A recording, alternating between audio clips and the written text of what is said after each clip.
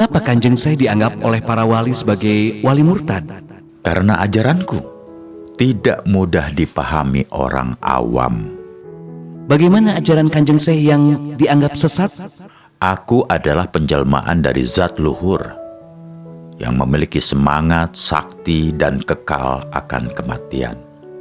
Dengan hilangnya dunia, Gusti Allah telah memberi kekuasaan kepadaku, dapat manunggal dengannya, dapat langgeng, mengembara melebihi kecepatan peluru.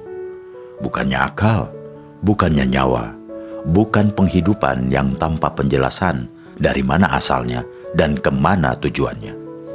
Apa hubungannya antara Kanjeng Syekh Siti Jenar dengan Allah yang kau sebut sebagai zat sejati?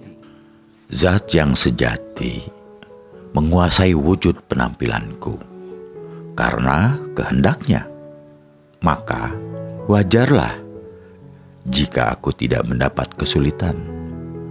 Aku bisa berkelana kemana-mana, tidak merasa haus dan lelah, tanpa sakit dan lapar, karena ilmu kelepasan diri tanpa suatu daya kekuatan. Semua itu disebabkan jiwaku tiada bandingannya. Secara lahiriah memang tidak berbuat sesuatu, tetapi tiba-tiba sudah berada di tempat lain. Gusti Kang Murbeng dumadi, Allah yang kuikuti, kutaati siang malam, yang kuturut segala perintahnya. Tiada menyembah Tuhan lain kecuali setia terhadap suara hati nuraniku. Allah Maha Suci. Wahai Syekh, jelaskan apa yang dimaksud bahwa Allah itu Maha Suci? Allah Maha Suci itu hanyalah sebatas istilah saja, merupakan nama saja. Sebenarnya hal itu dapat disamakan dengan bentuk penampilanku. Jika kalian melihatku, maka nampak dari luar sebagai warangka, sebagai kerangka. Sedangkan di dalamnya adalah kerisnya, intinya yang agung, yang tidak ada bedanya dengan kerangka. Tuhan itu wujud yang tidak dapat dilihat dengan mata, tetapi dilambangkan seperti bintang yang bersinar cemerlang.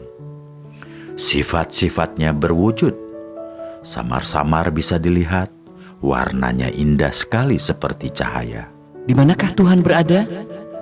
Kami membayangkan Dia ada di langit ketujuh dan bersemayam di atas singgasana layaknya raja. Itu salah besar, itu kebodohan. Sesungguhnya Tuhan tidak berada di langit ketujuh dan tidak bertahta di singgasana atau arsi atau kursi. Bila kalian membayangkan demikian, maka hati kalian sudah musyrik, berdosa besar, karena kalian menyamai Dia dengan raja atau dengan penguasa. Kami jadi bingung, Kanjeng Syekh. Lantas, Tuhan itu ada di mana? Kalau kalian bertanya demikian, maka jawabnya mudah. Gusti Allah itu tidak kemana-mana, tetapi ada di mana-mana. Kami semakin tak mengerti. Bisakah Kanjeng Syekh memberikan penjelasan yang lebih gamblang? Gusti Allah itu berada pada zat yang tempatnya tidak jauh. Dia bersemayam di dalam tubuh kita, tetapi hanya orang yang kowas, orang yang terpilih dapat melihat. Tentunya dengan mata batin. Hanya mereka yang dapat merasakannya. Apakah Allah itu berupa roh atau sukma? Bukan roh dan bukan sukma.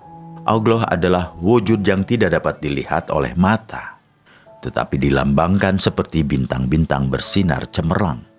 Sudah kukatakan tadi, warnanya indah sekali.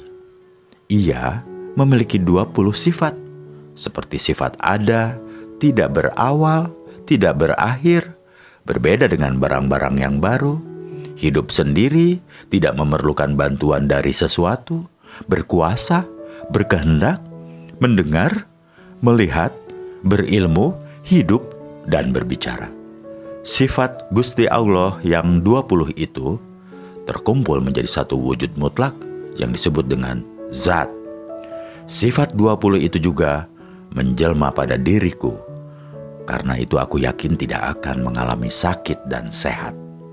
Punya budi kebenaran, kesempurnaan, kebaikan, dan keramahan. Rohku memiliki sifat 20 itu. Sedangkan ragaku yang lahiriah memiliki sifat Nur Muhammad. Wahai Syekh, bukankah Muhammad Shallallahu Alaihi Wasallam itu seorang nabi? Apakah Syekh mengaku sebagai nabi? Sedangkan dikatakan bahwa setelah Nabi Muhammad di dunia ini tidak ada kenabian lagi. Jangan salah menafsirkan kata-kataku. Jika salah, maka kau akan sesat dan timbul fitnah. Tentu saja memfitnah diriku begini, bahwa rohku adalah roh ilahi, karena aku pun memiliki sifat 20, sedangkan badan, wadahku, jasadku ini adalah jasad Muhammad. Dari segi lahiriah, Muhammad adalah manusia. Namun, manusia Muhammad berbeda dengan orang kebanyakan. Muhammad memiliki jasad yang kudus, yang suci. Aku dan dia sama-sama merasakan kehidupan, merasakan manfaat panca indera. Dan panca indera itu hanyalah meminjam. Jika sudah diminta kembali oleh pemiliknya, akan berubah menjadi tanah yang busuk, berbau, hancur, dan najis. Nabi atau wali, jika sesudah kematian jasadnya menjadi tidak bermanfaat, bahkan berbau, kotor, najis, busuk, dan hancur. Warangka, jika sudah ditinggalkan kerisnya, maka tidak ada gunanya. Jika seseorang sudah mati, berarti selesai sudah kehidupannya? Siapa bilang begitu? Tidak. Meskipun jasadnya mati, tetapi sebenarnya ia tidaklah mati.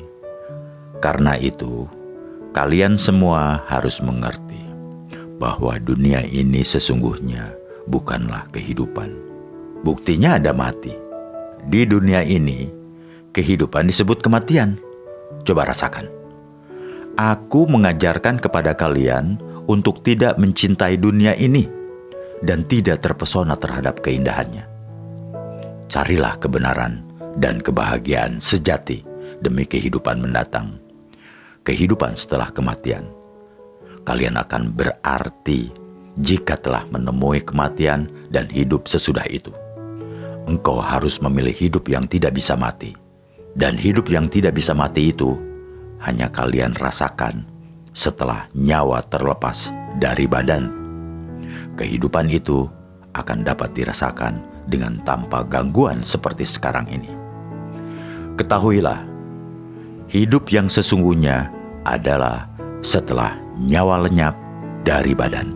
Agar dapat meraih kehidupan dalam kemuliaan sejati kelak, dalam kehidupan di dunia ini dibutuhkan kebenaran dan kebahagiaan sejati. Bagaimanakah cara mendapatkannya, Kanjeng Syekh? Jiwa manusia adalah suara hati nurani.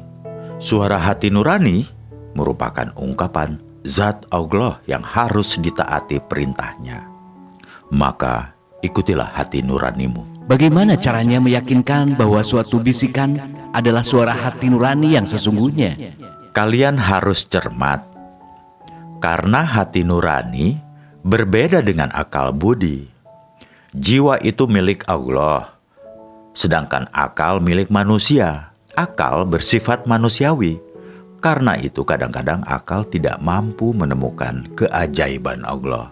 Kehendak, angan-angan, ingatan merupakan suatu akal yang tidak kebal atas kegilaan. Suatu ketika akal bisa menjadi bingung sehingga membuat seseorang lupa diri. Akal seringkali tidak jujur. Siang malam membuat kepalsuan demi memakmurkan kepentingan pribadi. Bukankah manusia menjadi lebih mulia jika dibandingkan dengan makhluk lainnya? Karena manusia diberi akal oleh Allah. Ya, itulah yang membedakan. Tapi jangan lupa bahwa akal seringkali tidak jujur, sering bersifat dengki, suka memaksa, melanggar aturan, jahat, suka disanjung-sanjung, sombong, yang akhirnya membuat manusia justru tidak berharga sama sekali, lebih hina dari makhluk lainnya. Jadi, kita harus menggunakan akal sesuai dengan jiwa atau kehendak Allah. Ya, benar. Jika seseorang mampu mengendalikan akalnya dengan ajaran Allah, dengan kebenaran, dan dengan jiwa yang bersih, maka ia bermanfaat menjadikan diri lebih mulia.